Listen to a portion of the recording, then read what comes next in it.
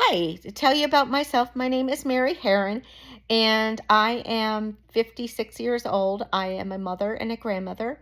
I am originally from Arizona. My ethnic background, I am Native American. I am English, Irish, German, and probably a couple other nationalities that I'm not aware of. Um, in regards to my religion, I was baptized as an Episcopalian, but when my dad adopted me at 10 years old, I started going to a Catholic church. Um, when I got married, I with with my ex-husband, we kind of agreed to go to evangelical Christian church, and I actually had a chance to also go to a Mennonite church. With those who don't know what a Mennonite church, they're very passive religion. They do not hold any allegiance. So that was kind of interesting, especially being prior military. As of now, I probably am going to go back towards Catholicism.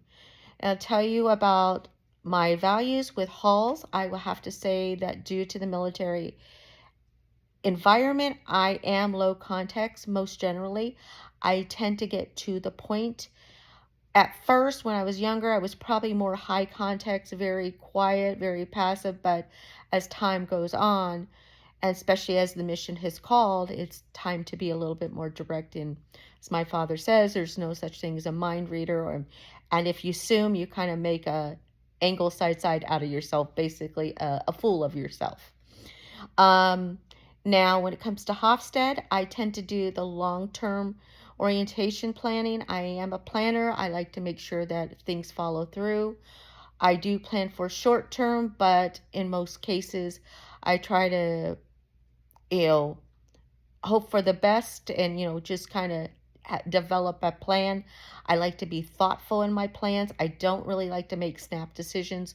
When I tend to make snap decisions, I tend to make mistakes. So I like to really be very thoughtful and plan from point A to point B. So that's a little bit about myself, and I hope you guys have a good one.